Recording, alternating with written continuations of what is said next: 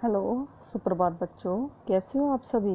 मैं Shrimati Geeta Saini, MN international school Malakheda कक्षा 8 की संस्कृत की पाठशाला में आप सभी का स्वागत है। बच्चों, आज हम हमारी संस्कृत की पाठशाला में अपनी संस्कृत की पुस्तक रुचिरा के अध्याय 10 के बारे में अध्ययन करने जा रहे हैं।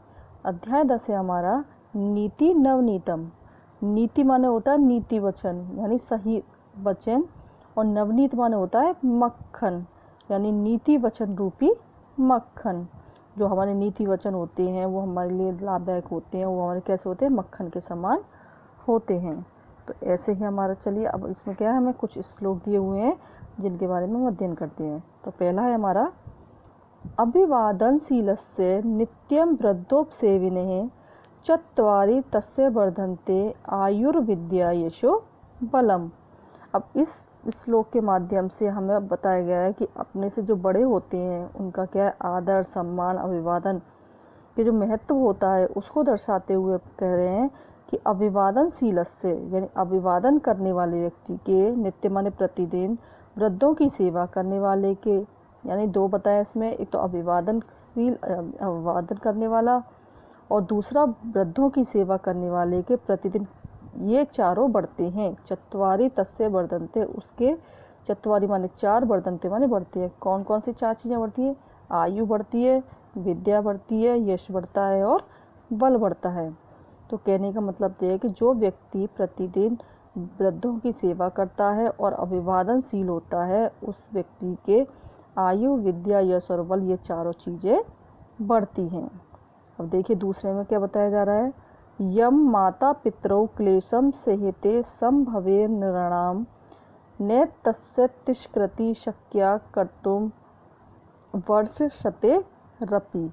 अब इसमें क्या बताया गया है बच्चों, इसमें माता पिता के महत्व के बारे में बताया जा रहा है कि क्या मनुष्यों को जन्म देने, यम माता पितरौ, जो माता पिता, नृणाम माने मनुष्यों को जन्म देने में और उनको पालन पोषण करने में जिन क्लेशों का यानी ये जिन दुखों को, जिन कष्टों को वो सहन करते हैं, न तस्य निष्कृति यानी उन कष्टों का हम निस्तारण मनुष्य शक्या कर्तुम वर्ष शतेरपि यानी 100 वर्षों में भी हम उन कष्टों का निस्तारण नहीं कर सकते, अर्थात हम उनके किए हुए उपकार को हम 100 वर्षों में भी नहीं चुका सकते।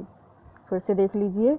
यम माता पितरौ क्लेशम सहिते, जो माता और पिता कष्ट सहते हुए मनुष्यों को जन्म देते हैं और उनका पालन सहते माने पालन पोषण करते हैं, उन्हें संभाल कर रखते हैं।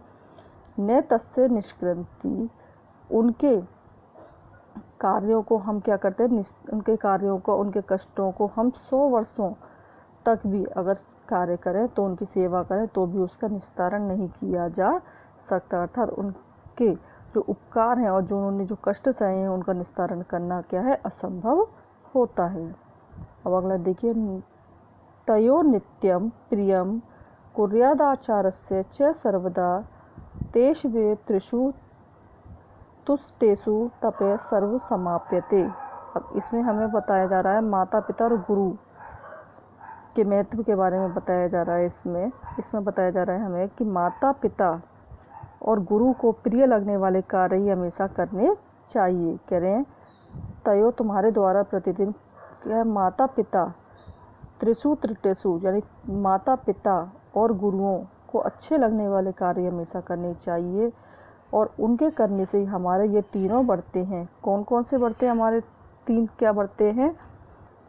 तप का फल मिलता है कि तीनों से प्रसन्न होने पर ही संपूर्ण तप का फल हमें मिलता है। यानी जब हम तीनों को प्रसन्न रखेंगे, किसको, माता को, पिता को और गुरु को, उन्हीं के कहे अनुसार कार्य करेंगे तो हमारे क्या होता है, उन तीनों को प्रसन्न करने से ही हमें सभी तपों का फल मिल जाता है, यानी हमें किसी भी तरह की कोई भी तपस्या नहीं करनी होती।